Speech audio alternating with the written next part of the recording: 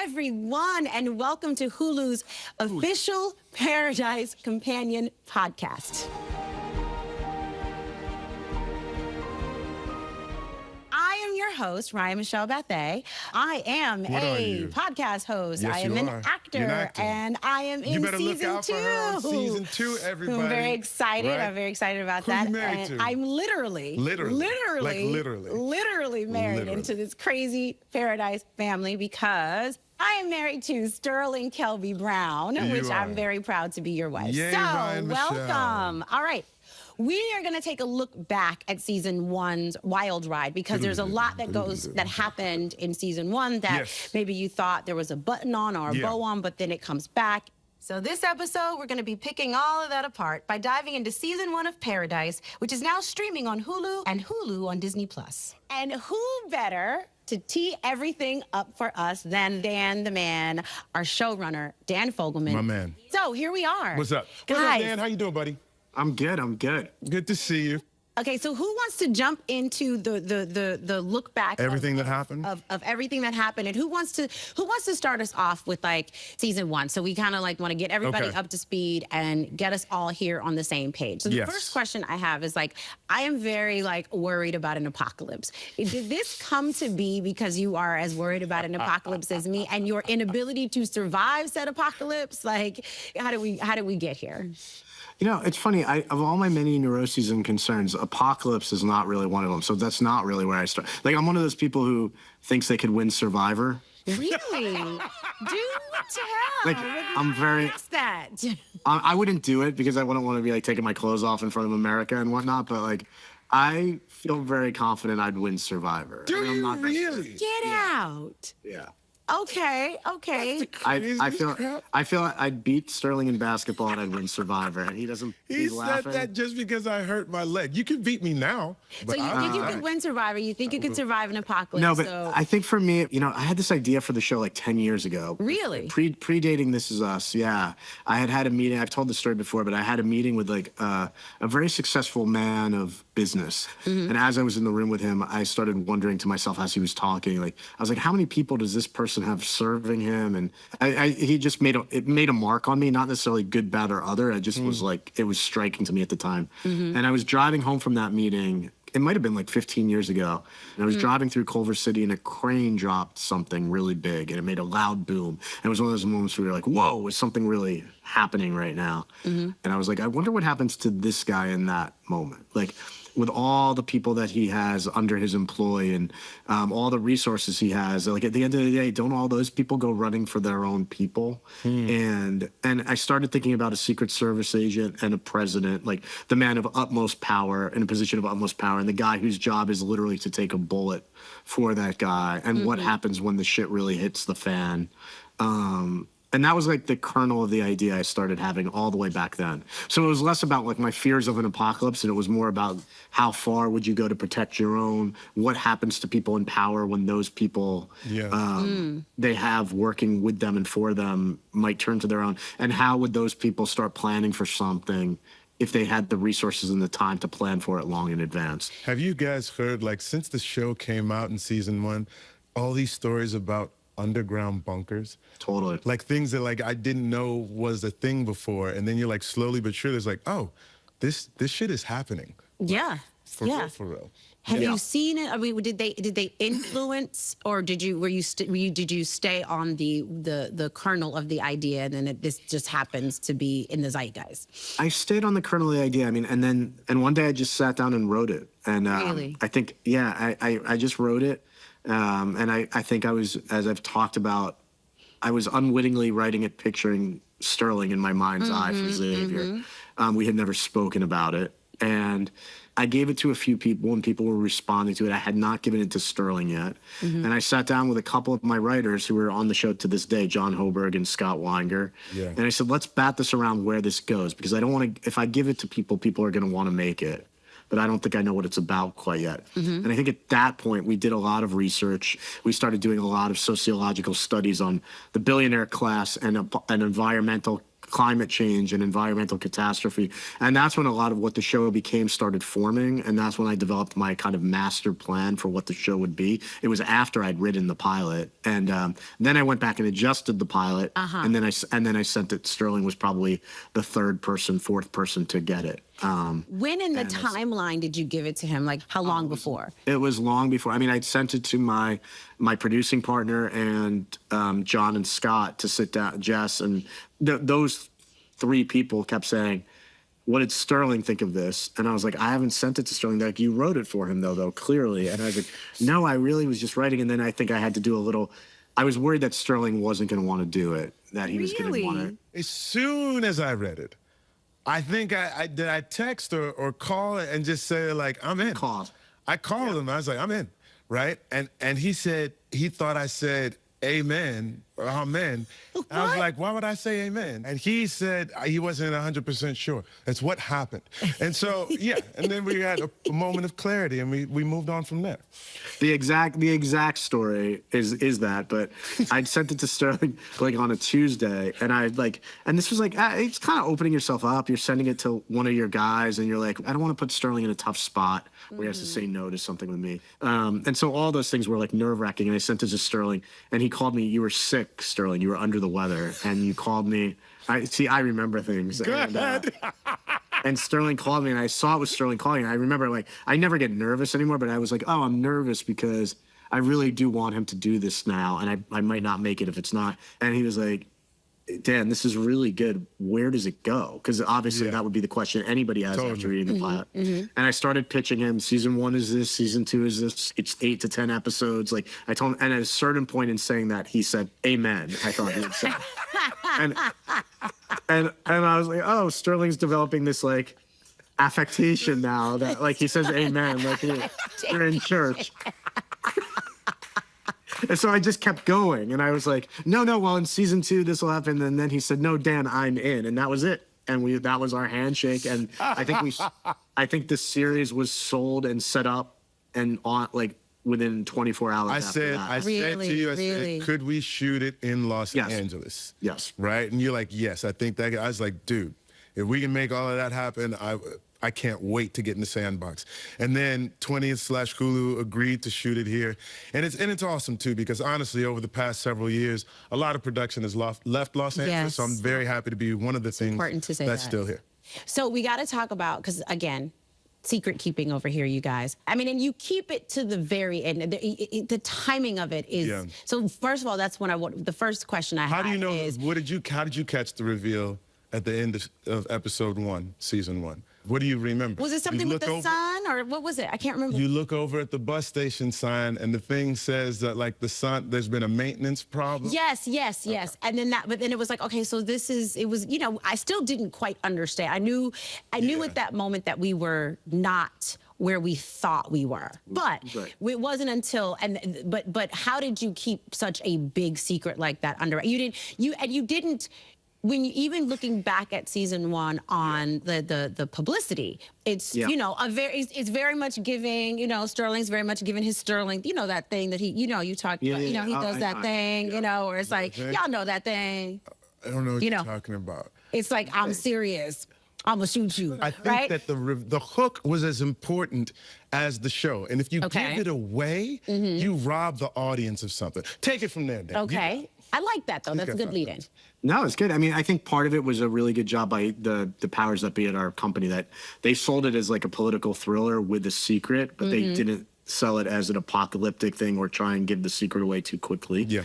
And our cast, Sterling and James and Julianne primarily, were really good at talking about the show without talking about the show. And I think if you, in this day and age, if you're able to say there's something that changes the game at the end of the pilot, there's a secret, there's a twist, and you're able to say it in a way and have the actual twist that's worthy of that titillating kind of preview of it, then it only makes people lean in harder and want to hear about it. I think so that was part of it. And then part of it was, you know, we had conversations, and again, our studio and network really trusted us and me, that they not only kept the secret going up until the first episode aired, but through many months of it coming out, so that people were able to discover it on their own. And that was really exciting. to just watch people in real time catch on. And I think I was very conscious when we shot this first episode way back when. I screen a lot because I want to test. The only way to really know how these twists are going to work is watching people watch it. And then I grill people after, and I say, what was your experience? Like Sterling was just asking you, like, when did you lock in on the secret? There's like 12 different spots in the final minute and a half of the show where people start going, huh, something's weird. Yeah. And we played with that. We played with how direct we were going to be. We played with, in our final visual effect of the reveal of the cave, right around Christmas time. We were airing in January. And I had to cut it home, and I screened it for my family who was visiting for Thanksgiving. And so after it ended, I was like asking them what they thought. And my brother-in-law, he was like, are they in outer space? Oh my God. And I was like, Josh, you're an idiot. Like, and I was like, no, they're not in outer space. But then I started hearing that a couple of times when I was screening it to people. Yeah. 1 out of every 10 people would say something about outer space. I was like, where is this coming from? And I realized that there was, like, in our final visual effect that had first been put in the show, there was a little bit of darkness and some red lights. It read a little like where Luke Skywalker and Darth Vader read at the end. And I was like, oh no, I have to take this out. And so I actually wound up keeping our visual effects team all through the holidays, getting paid like triple time, and I felt terrible. But we actually changed the final visual effect to see more of the underground rock, because at the last minute, my screenings were going left a little bit for 1 out of every 10 people. So you have a job to do for the rest of the world. We are anxiously awaiting your words. And I know that you are in the midst of writing and doing all the important things that an important Dan the Man does. So we are very, very thankful that you took this time. I know we're going to be able to see you at some other point in the midst of all of this, and we're very, very excited. Yes. And yeah, we won't take up any more of your time. So you the man, bro. Go finish writing. It is my pleasure, guys. Can I just give a note, since it's Please. Yeah, absolutely. Less of me, more of these two is my note. It's way more of this one over here. I'm just here to help out. All right, dude, you're free. Bye, guys. Thank you very much, thank you, buddy. guys. Y'all Thanks, take it easy. guys. Thank Later, you, man. guys. Bye, guys. Bye, guys. Okay, so we are going to take a podcast pause. Okay. All right, if we just go back. Let's start at the top and review everything that happened. President Cal Bradford, played by Jamarius Marsden, is dead.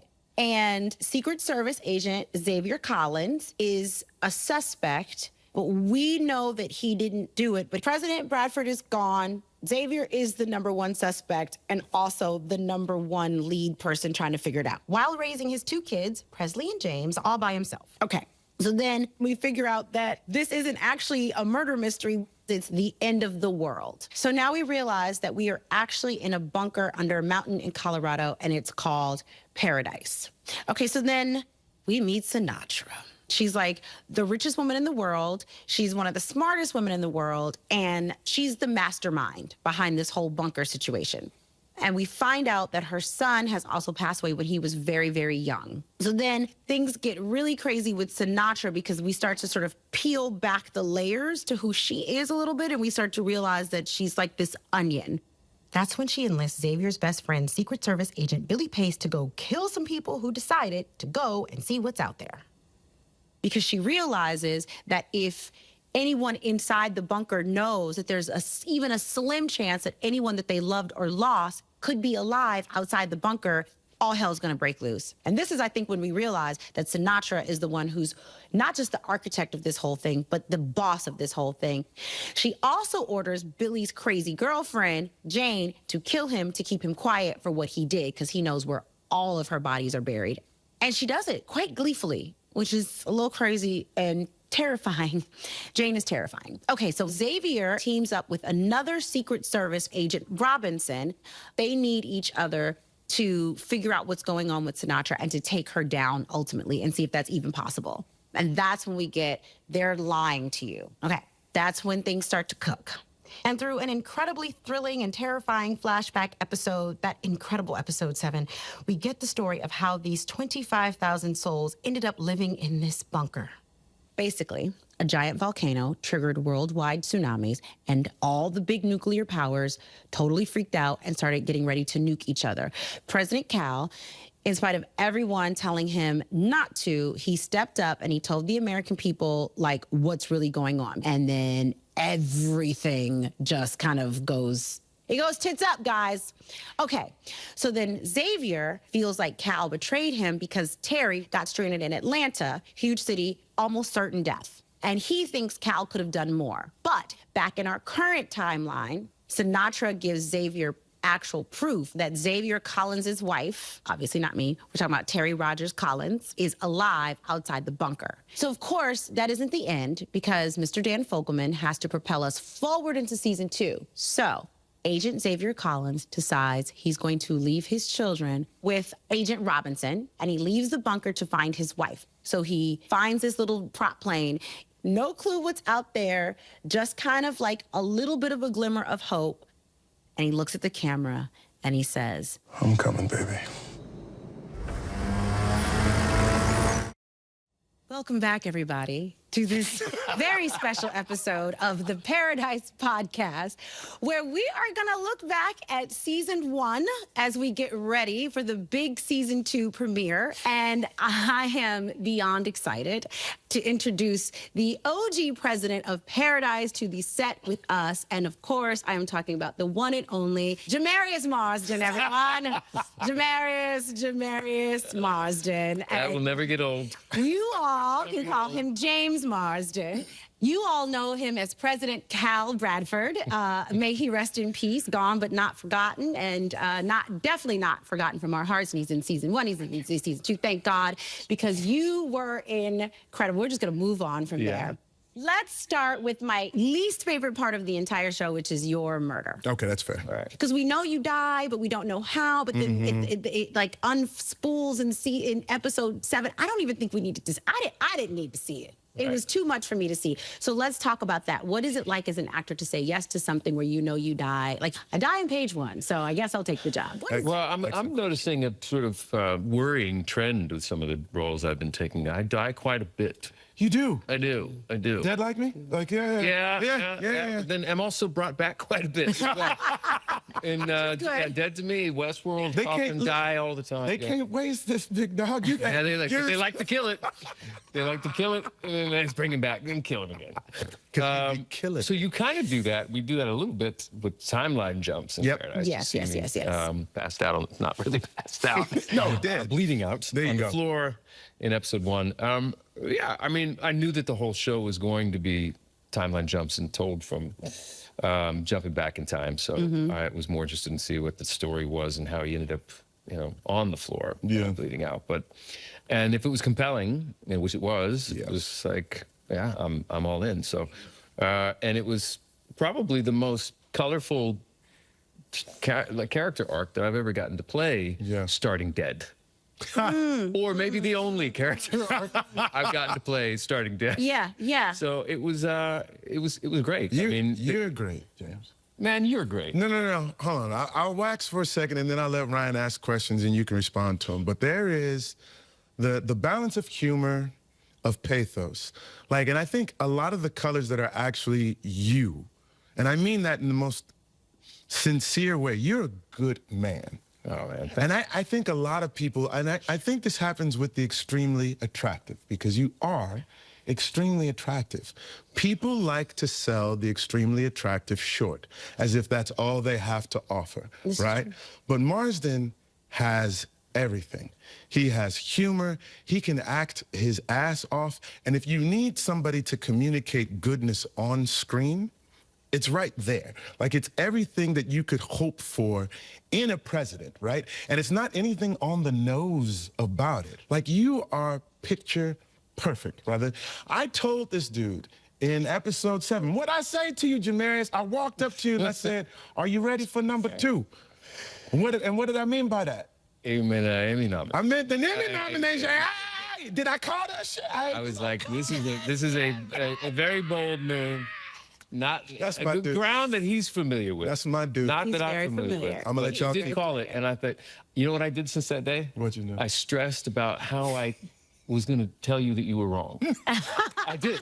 I swear to God. I was like, wow, how's he going to handle this? I don't want him to be embarrassed. I'm like, hey, man, don't worry about it. You know, you're not right all the time. I'm going to tell you, you're right. When he was giving his president, episode 7, 107, when we find out how the world sort of ends, and he was giving his speech to the people, and he does 2 speeches. The first one is sort of by rote, like he's looking into the teleprompter, and he's saying his words, right? When the dust clears from this tragic day, we will go forward as Americans, as a beacon of strength in a sometimes dark world. The second one is like, you know what? Yes. I can't bullshit the people. Yes. Wait. Give me a sec. Like, they deserve a chance to decide how they want to spend their last moments. James comes in, he has huge passages of dialogue that he knows ice cold every single time. That first scene we met. Yes, bro. First the interview scene. It's me just sort of right. like not, you trying to like pull Xavier to get to say something. I'm like, no, I'm just I was like, this is if it, I think that was maybe day 3 or 4 or something, maybe day 2 for me. And it was nice because it was like, there's some really, really great stuff. I hear you're the best of the best. And it doesn't hurt that you're black. So I'm here because I'm black. You're here because you're good. And the other guy was boring and old.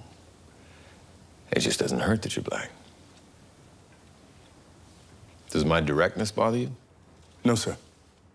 In episode 7, not only do you save the day, but you set up the whole fact that the world keeps on spinning, right? Yeah. But you give just enough people just enough time. Yeah. For there to even be survivors, right? In that one moment, when you decide, I've given the speech, and now I'm just gonna be me and tell people what I would want to hear. I know you're aware of the situation we now face, and I want to tell you the truth. And then the second one was when you have that moment with the EMP thing, right? And you have the ability to say, none of us are gonna. I'm gonna make sure that whatever happens is not gonna be nuclear holocaust. Right. Some colonel had an idea to create a switch that would fry every electronic circuit on Earth. It's a switch that would shut off the world.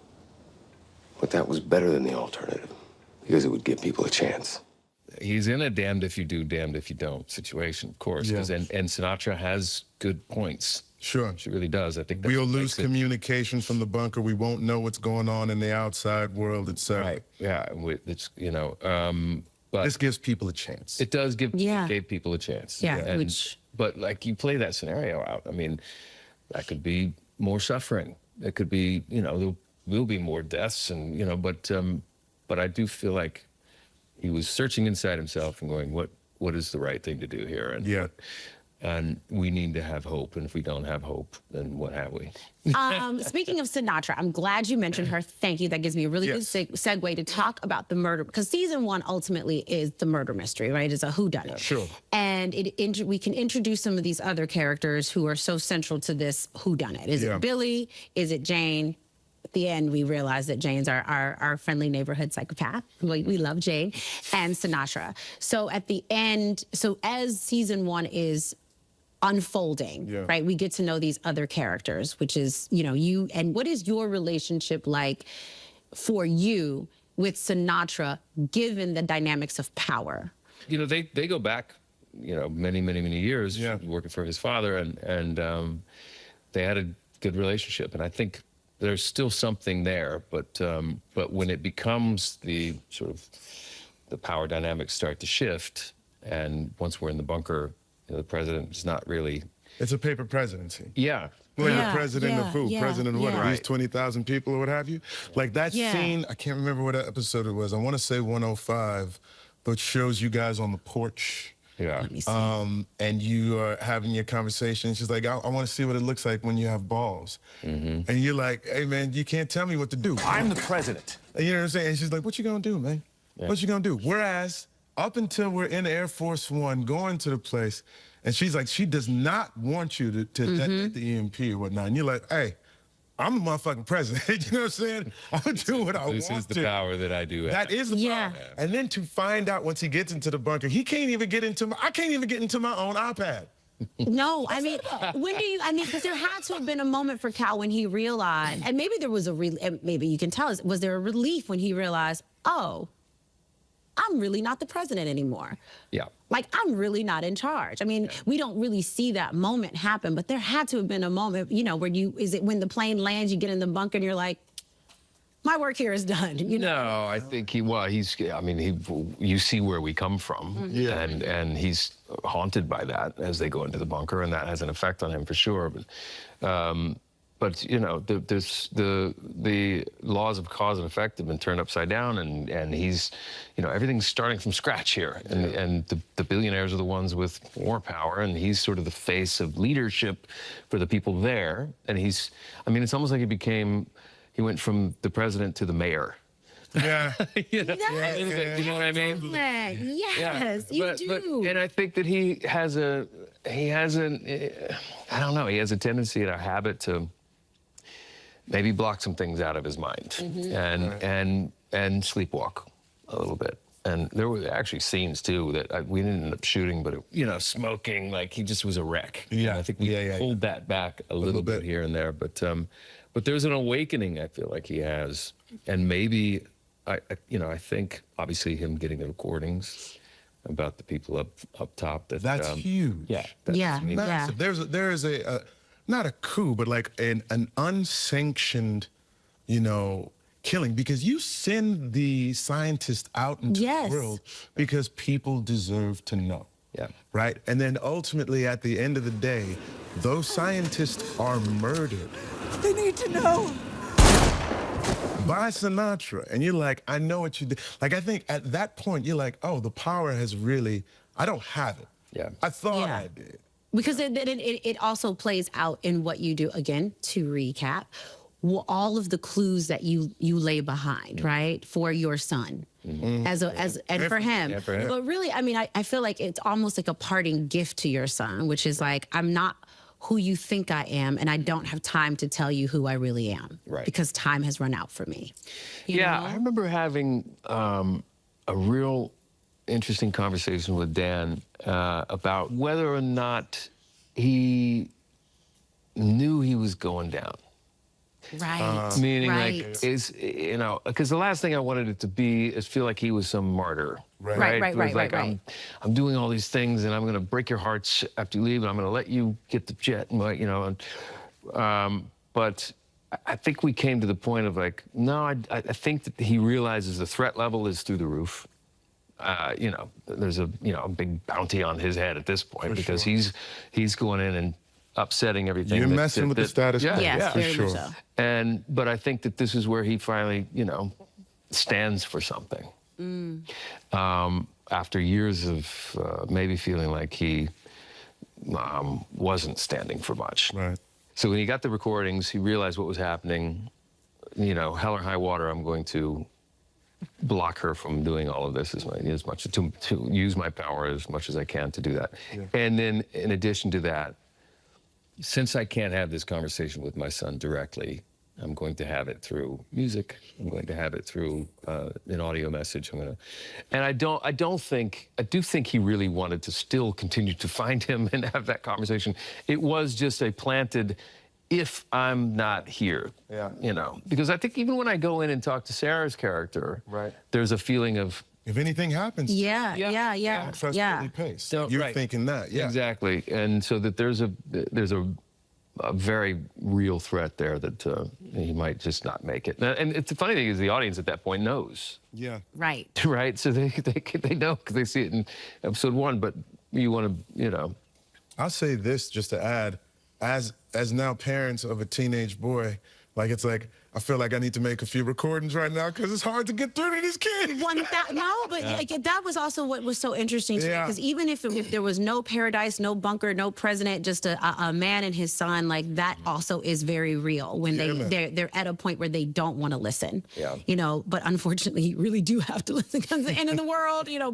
But it's so interesting because our kids think we're stupid. Like this thing happens where they go from thinking that you're really, really smart to, or, hopefully they think you're smart at some point to like, no, you don't know anything about anything, Yeah. And what I think is so interesting about that is that no one plays stupid. You don't play stupid. Mm-hmm. But what I love about your character, am. no. What I realized after watching all of it, you use the stupidity as an armor. It's literally like your way of being like, this is the one thing. Or the disarmament, do you mean? Well, both. Okay, go ahead. Because it's like, it disarms people. You're able to be charming, but I think at the end of the day, the thing that is going to trip everyone up about you is that they're going to underestimate you. Right. Yeah. And you allow them to do it. Right. And I think that is genius. Yeah. Wow. I wish I could claim that was his end game all along, but yeah, I mean, sure, like that's a nice. That's a nice. Jamarius, it's true, and we're going with it. Yeah, okay. No, it's how you make the character so incredibly layered, and I think it's what gives us such an in to the heart of the character, and why we I joke a lot, but we really do fall head over heels in love with this character, and it's because of how you play. Very nice of you to say. I mean that very genuinely, and.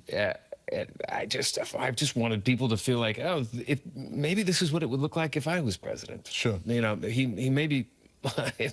Do I trust foreign policy with him? Do I trust a nuclear, like you said, a nuclear winter?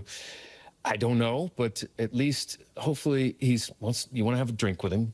Yeah. He's not unintelligent. He is a man with a very strong moral compass. Well, Xavier, for what it's worth, you're probably better off not having any more kids. Smart move right now. Definitely a very, very smart move. Not sure I understand, sir. That'll be all, Agent Collins. Yes, sir. You are a delight. Well, thank you. Thank you so much for being here. Yeah, thank you for showing up and doing this with us. I know that this whole podcast of it all is a new thing that we're doing, but I also think it's a really wonderful way for us to get to process such a huge show that we are so emotionally invested in. And it's because of you guys, the chemistry that you have together, like we fall in love with you, but we fall in love with this that happens between you guys as well. So it's very cool. Yeah. So thank you for that, and thank you for your work and your artistry. And I don't think that we're officially all caught up, because I don't think we can ever really get caught up, because so much happens. Yeah. But our look back is hereby complete. I declare it complete. Okay. And thank you to all of you for watching and listening at home or work or car or maybe even in your own bunker. Go ahead, Bert. Yes. Go ahead. So we're going to see you all soon to kick off season 2. Right on. Right. Paradise, the official podcast, is now streaming. And stream Paradise Season 2 on February 23rd on Hulu and Hulu on Disney+.